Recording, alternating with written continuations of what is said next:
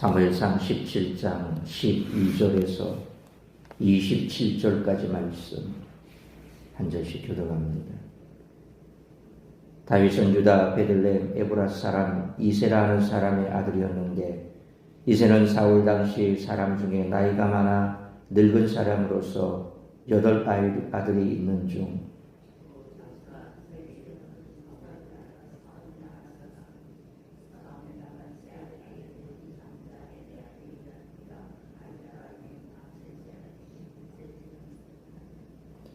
다윗은 막내라.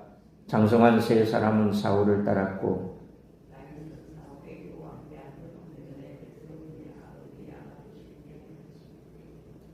그 블레셋 사람이 40일을 조속으로 나와서 몸을 나타내었더라.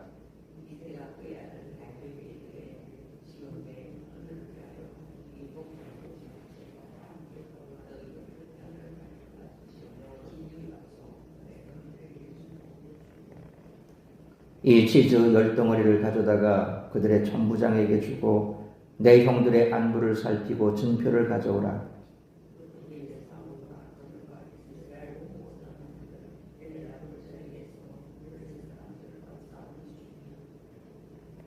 다윗이 아침에 일찍 일어나서 양을 양지키는 자에게 맡기고, 이새가 명령한 대로 가지고 가서 진영에 이른즉 마침 군대가 전장에 나와서 싸우려고 고함치며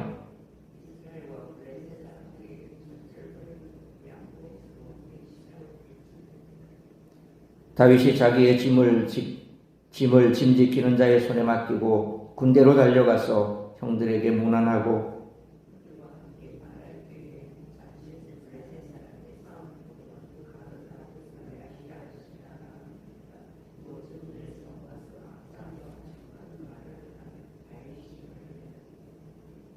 이스라엘 모든 사람이 그 사람을 보고 심히 두려워하여 그 앞에서 도망하며,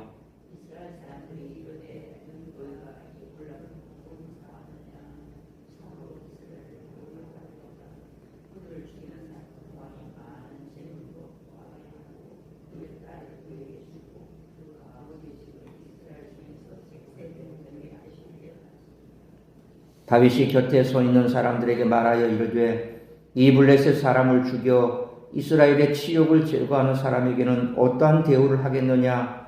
이 할례받지 않은 블레셋 사람이 누구이기에 살아계시는 하나님의 군대를 모욕하겠느냐? 백성이 전과 같이 말하여 이르되, 그를 죽이는 사람에게는 이러이러하게 하시리라 하니라. 아멘.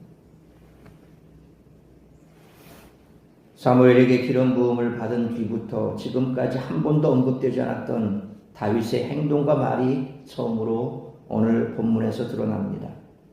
먼저 다윗은 이새의 심부름을 수행하기 위해 일상의 일들을 세심하게 조정하는 모습을 보여줍니다. 그는 자신이 치던 양떼를 다른 사람이 지키도록 맡겼습니다.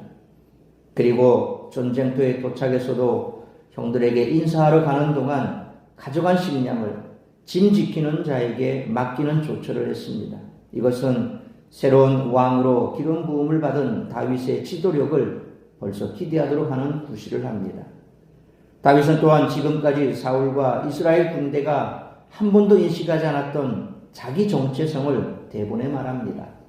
그는 이 전쟁을 할례받지 않은 이방인들과 벌이는 거룩한 전쟁으로 규정했습니다. 거룩한 전쟁이라면 이스라엘 백성들이 이토록 두려워할 까닭이 없었습니다. 더구나 다윗은 이스라엘 군대를 살아계신 하나님의 군대로 규정했습니다. 이 또한 이 전쟁이 거룩한 전쟁임을 명시하는 대목입니다. 그러므로 이 말에서 사울과 달리 군사를 이끌 새로운 왕 다윗의 깊은 신앙을 엿볼 수 있습니다. 이상과 같이 사무엘서는 일관되게 본질 대 외형의 대조를 이어갑니다. 키와 힘에서 누구도 범접할 수 없는 골리앗은 외형만 강한 자의 표본입니다. 이제 사무엘서 저자는 외모로는 약해 보이지만 그 중심이 강력했던 다윗을 소개하고 있습니다. 따라서 이와 같은 오늘 본문의 말씀을 통해 우리들이 깨달아야 할 것은 첫째로 12절로 16절 말씀처럼 나의 능력 때문이 아니라 하나님의 기쁘신 뜻을 따라 부름받았다는 것입니다. 12절 말씀처럼 시간적으로 앞으로 거슬러 올라가고 장소도 전쟁터에서 베들레헴으로 옮겨갑니다. 이새는 유다 지파의 땅 베들레헴에 살던 에브라 사람이라고 소개됩니다. 이 낱말은 1장 1절을 보면 사무엘의 아버지 엘가나에게도 쓰였지만 여기서는 베들레헴 근처에 있던 성읍 에브라다를 가리키는 것으로 보아야 할 것입니다. 그래서 우리가 잘 아는 미가서 말씀처럼 예수님께서 나귀 타기 오실 것이다 라고 예언된 그 말씀에 보면 베들레헴 에브라다야 라고 하는 말씀이 나오죠. 그러니까 베들레헴이 실질적으로 이 유다 지파에 속한 베들레헴이 있고 이사갈 지파에 속한 또 베들레헴이 있습니다. 그러니까 베들레헴이랑 똑같은 지명이 두 개가 있기 때문에 그래서 유다 지파에 속한 곳이다 라는 것을 언급하기 위해서 에브라다라고 되어 있고 오늘 본문은 에브랏이라고 되어 있죠. 그러니까 에브랏, 에브라다, 그래서 유다 지파에 속한 지경 베들레헴, 그것을 명확하게 나타내기 위해서 에브랏 사람이다 라고 그렇게 했던 것으로 보여집니다. 한편 13절에서 이새의 첫 세 아들 엘리압과 아비나답과 삼마가 다시 등장하는데 이들은 사울과 함께 전투에 나가 있었습니다. 다윗은 이 전쟁에 참여하지 않았습니다. 14절 말씀처럼 이새의 8 아들 중 막내였기 때문에 그는 전쟁에 나가지 않았다. 아직 어리니까 전쟁에 나가지 않았다. 그러니까 창을 들고 전쟁에 나간 나이는 20세 이상입니다. 그러니까 다윗은 적어도 10대였다는 거죠. 그러니까 아주 애띤 10대였기 때문에 그는 전쟁에 나가지 않았던 거죠. 사실 16장 14절로 23절 말씀처럼 하나님이 다윗을 이스라엘의 왕으로 세우시고 하나님의 영이 그에게 임했지만 사울이나 신하들의 눈에 다윗은 그저 사울이 악령에 사로잡힐 때 수금을 타는 존재감 없는 한 어린 소년일 뿐이었다라는 것입니다. 그래서 다윗은 15절 말씀처럼 가끔 사울을 위해 수금을 타러 왕국에 갔을 뿐 여전히 아버지의 양을 치는 군사가 아닌 양치기였습니다. 그러니까 아버지 집에 있다가 다윗을 부르면 다시 왕궁에 가서 사울이 악령 들렸을 때 연주를 해주고 또 그게 진정이 되면 다시 집으로 돌아가고 그러니까 소위 말하면 출퇴근하듯이 급한 일이 있으면 불려서 갔다가 평상시에는 그냥 집에서 양을 치는 그런 형국이죠. 우리가 앞에서 봤을 때 이 사울이 얘기하기로 이제 이는 나의 수하다라고 얘기했을 때 그냥 궁중에 머물러 있으면서 거기에서 사울 곁에서 무기를 드는 자로 사울 근처에서 있었던 것이 아니라 그냥 실상은 비정규적인 그런 어떤 형식을 보이는 것으로 본문은 나타내고 있습니다. 한편 각각 언덕에 진을 치고 대치한 상태에서 본격적인 싸움은 시작되지 않은 채 16절 말씀처럼 골리앗의 도발만 계속된 기간이 40일이었습니다. 지금 생각해보면 무슨 전쟁이 뭐 이래 라는 생각이 들 수도 있습니다. 그러니까 한마디로 서로가 그냥 계속해서 간만 보고 있는 거죠. 왜냐하면 두 언덕에서 이렇게 먼저 치겠다고 내려오면 위에서 공격하기가 쉽단 말이죠. 그러니까 어느 쪽이라도 먼저 이렇게 지치면 에이 모르겠다고 내려오면 쳐버리고 그러니까 빨리 전쟁을 할 수 없는 그런 형국입니다. 서로 대치하고 있고 골리앗만 나서서 야 1대1로 나와 붙자. 그래서 나를 이기는 자는 진자는 이기는 자의 종이 노예가 될 것이다. 그래서 나와 한번 싸우자. 계속해서 그렇게 그들에게 이와 같은 자신의 힘만 자랑하고 있는 그 기간이 40일이었습니다. 이처럼 분명 다윗의 겉모습은 전쟁에서 공을 세울 만한 존재로 보이지 않았으며 골리앗과 비교하면 더더욱 그런 모습이었습니다. 하지만 중심을 보시는 하나님께 외형이나 힘은 중요하지 않았습니다. 그러므로 하나님께서 우리를 불러 구원해 주신 것은 우리가 갖춘 자격이나 능력 때문이 아니라 하나님의 기쁘신 뜻을 따라 부름받았으므로 부르심에 합당한 삶을 살아가는 우리 모두가 되시기를 축원합니다. 두 번째로 17절로 21절 말씀처럼 성도는 환경에 끌려다니지 않고 하나님의 목적을 위해 살아가야 된다는 것입니다.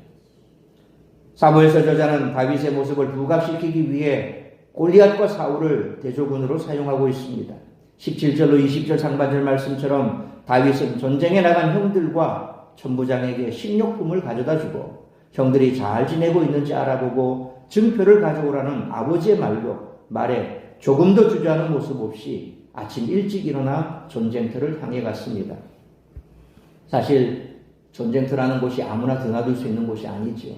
왜냐하면 죽음의 위협이 항상 도사리 있는 곳이 전쟁터입니다. 그런 전쟁터에 아버지 말 한마디에 10대 어린아이가 아무 생각 없이 갔다라고 하는 것을 보면 참 대담하죠. 그러니까 다윗이 사울 앞에서 고백했던 그 고백 뒤에 나옵니다만 그 고백처럼 자신은 양을 치면서 사자의 입에서 어린 양도 구해내고 또 곰과 사자와 같은 그런 아주 맹수들과도 싸워서 피 터지는 싸움을 통해서 자신의 양을 지켜냈던 것처럼 용맹함도 있었고 또 뿐만 아니라 그는 자신의 생명과도 같은 그런 귀한 아버지의 재산을 잘 지키는데 조금도 주저함이 없었던 것을 볼 수가 있습니다. 그러니까 평소부터 다윗은 단련된 사람입니다. 우리가 신앙생활하면서 이와 같은 대범함을 보이는 것은 평소에 뭔가 준비가 된 사람이라는 거죠. 갑작스럽게 뭐가 변화되어서 없던 것이 솟아나는 건 아닙니다. 그래서 우리가 평상시에도 믿음의 혈단이 있어야 되고 심지가 굳어야 되고 그래서 심지가 굳어야 하나님의 일도 감당할 수 있고 그래서 하나님께서는 준비된 사람을 쓰신다는 말이 그런 겁니다. 준비되지 않으면 쓰일 수가 없다는 거죠. 평소에도 믿음으로 잘 알고 닦고 또 하나님만을 바라보는 그런 굳은 심지가 있어야 이와 같은 상황에서 적극적으로 바로 주저함 없이 나설 수 있다는 거죠. 그러나 19절로 21절 말씀처럼 사울과 이스라엘 사람들은 블레셋과 싸운다고는 하지만 서로 고함을 치고 전열을 벌이고 대치한 상태로 머물러 있을 뿐 전쟁을 마무리하지 못하고 있습니다. 사무엘서 저자는 블레셋과의 전쟁에서 문제를 해결하지 못하고 지지부진한 상태에 머물러 있는 사울을 보여줌으로써 그가 왕의 역할을 제대로 감당하고 있지 못하고 있음을 드러내고 있습니다. 이제 이 사명을 감당하지 못하는 사울왕 대신에 외형적으로는 전혀 전쟁에 적합해 보이지 않는 왕, 하나님의 손에 들린 진정한 왕, 다윗이 전쟁을 승리로 이끌게 될 것입니다. 우리는 환경이나 상황을 초월해서 살 수 있는 그런 존재는 아니지만 그것에 제한된 존재도 결코 아닙니다. 먼저 우리를 향하신 하나님의 뜻, 하나님이 우리에게 바라시는 것에 집중해야 한다는 것입니다. 상황과 환경이 하나님의 주권 가운데 있음을 기억하며 때를 얻든지 못 얻든지 사명을 감당하기에 힘써야 할 것입니다. 그러므로 다윗이 심각한 전쟁터로 형들의 평안을 묻도록 보냄을 받았고 그 보냄받은 목적을 위해 일했듯이 하나님은 그분의 뜻을 위해 살아가는 자들에게 어떤 환경이든 극복할 힘을 주실 줄 믿고 주신 사명 잘 감당하는 우리 모두가 되시기를 축원합니다. 세 번째로 22절로 27절 말씀처럼 하나님이 함께 하시면 반드시 승리한다는 것입니다. 이스라엘의 전쟁 역사를 보면 상대방이 아무리 기골이 장비하고 철병거를 가지고 있다 해도 하나님이 함께 하시면 언제나 승리했습니다. 그것은 그들의 역사 속에 나타나지 않습니까? 우리가 가나안 땅에 처음 들어오는 그 첫 관문 여리고성이 어떻게 무너졌습니까? 전쟁을 벌여서 무너졌습니까? 아닙니다. 그들은 창 들고 칼 들고 싸운 적도 없습니다. 그냥 하나님의 명령에 따라서 성을 매일 한 바퀴씩 돌았을 뿐입니다. 마지막 7일째 7바퀴 돌고 그리고 제사장의 꿀나팔 소리와 함께 고함을 지르니 성이 그냥 무너졌습니다. 이건 말도 안 되는 일이죠. 그러니까 하나님이 함께 하시면 이처럼 말도 안 되는 승리를 허락해 주신다는 거죠.